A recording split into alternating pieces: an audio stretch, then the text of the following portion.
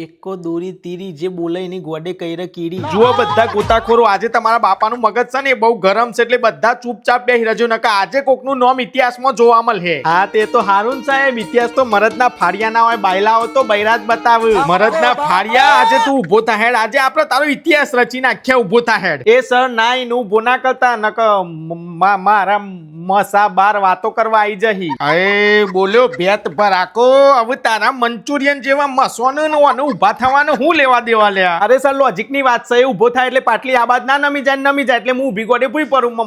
મારી ગોડ નું નહીં વિચારવાનું, નાટે કે તમે આ પાટલી ઉપર બેઠા છીએ. અરે તું હુકા હું ચૂપ થાવ લ્યા સર, તમે ટેન્શન ના લો, હું છું ને આ ક્લાસ નો મોનિટર, આ બધાને મારા ઉપર છોડી દો. અરે એ લીલી તુવેર, અમે તૈન હોઢિયા, મને ચો સોરવાનું કોઈ છે તારા ઉપર, તું નહીં ખમીએ કે ભાઈ ની મૈયા, આ મદન તો ભડકેલો હોટ્યો છે, સોતરો ફાડી નાખે તારો, હજી કહું છું જપી જજે. ચૂપ થઈ જજો હા તમે બધા, હું આ ક્લાસ નો મોનિટર છું, તમારા બધાના નામ લખી દઈ છે. અરે તું નામ લખી દે ખાલી, ને બાપ ના બોલે, જો કાલ આખા ગુજરાતમાં તારો લાપતાનો પોસ્ટર ના લાગી જાય ને તો મારો બાપો મરજ ગુસારો નહીં. એ ગેલ ગોળીના બાલે, તમે બધા આવો જ છો શું કરવા સ્કૂલમાં એ કહેજો મને. આવતા નહીં, ધક્કા મારીને મોકલ્યું છે મન તો. તું આજકાલ કોથરીની ચડ્ડી પહેરવા વાળા મદન મુઠ્ઠી બહુ કૂદીશ નહીં, એક કામ કર, આજે તું નિબંધ બોલ હેડ, અને એ શિસ્ત ઉપર નિબંધ બોલ ચાલુ કર હેડ.